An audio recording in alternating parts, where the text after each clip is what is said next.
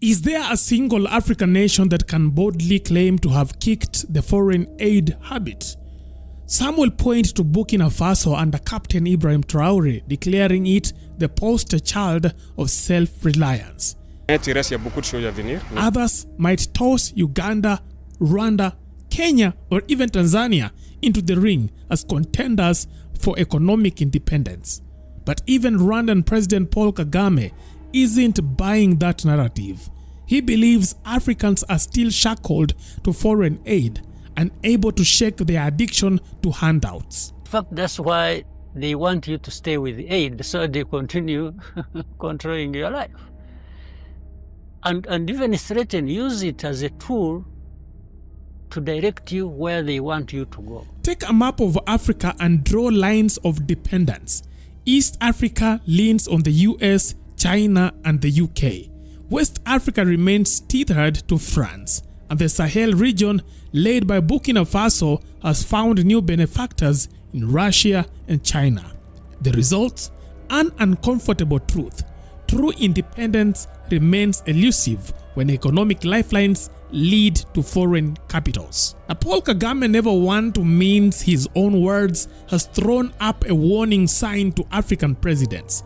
Foreign aid is a trap.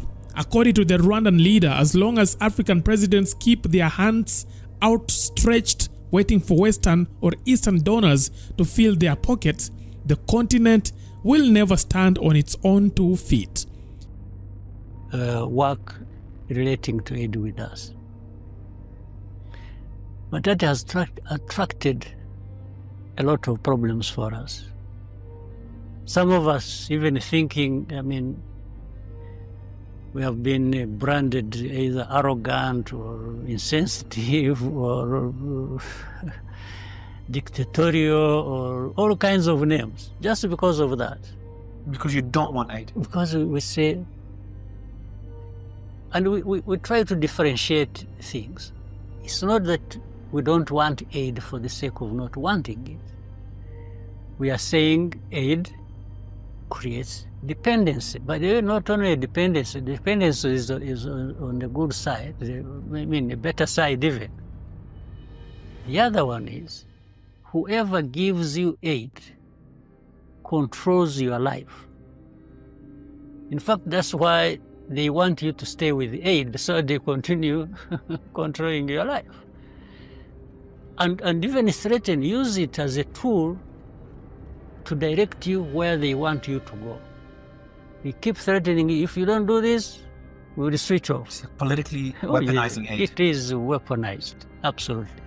His argument is blunt. Whoever funds you controls you. And Rwanda, he insists, has managed to chart a different course, rejecting dependency and forging a path towards self-sufficiency. Quote me on that. And so how does that work? How can you tell an aid organization or someone, I don't want aid, and they're like, no, you have to take it? Can you give me an example of such an interaction? Well, let me tell you as an interaction. In 1998 or 9, no, I think 8, we used to get a lot of aid because of the situation we were in, 98. That's 4 years after the genocide. Yes. And many European developed countries' ministers used to come visit, see the needs and so on and so forth. One time I had a conversation with a number of them. In fact, starting with one, I remember a lady, she was called Claire Short. She was UK International Development Minister of UK. We had a long conversation, and I told her, I said, you know what, it's still too early for us to say much, but I think, and I told her, I think it's not too early for that effort. I said, I appreciate your aid a lot. It's almost indispensable in that situation as we're in. I said, but at the same time, I want to start early. to be responsible. And I keep talking to our ministers and other leaders that we need to start being responsible for ourselves. And these, again, were lessons learned from our past, what we went through. And I said, I want you to think about giving us aid, but on the basis that you and us agree on where to put this money you give us. You don't walk in with the bags of money and say, for me, I'm putting it there. You say, this is our country. We want you to come with these bags of money, and you find us here and we have a conversation about what meets your interests, where do you want your money to go with us. But you must consider where we want the money to go also. Because in the end, we are the ones responsible. What did she say? She agreed. Okay, that's good. Fortunately, she agreed. Kagame's remarks come at a time when African leaders are making bold proclamations about weaning their nations off foreign reliance. Kenya's President William Ruto has been championing Africa's financial independence, urging the continent to look inward. Meanwhile, in Burkina Faso, Captain Ibrahim Traore has been busy severing ties with France, calling out the former colonial power for decades of exploitation. But here is the irony.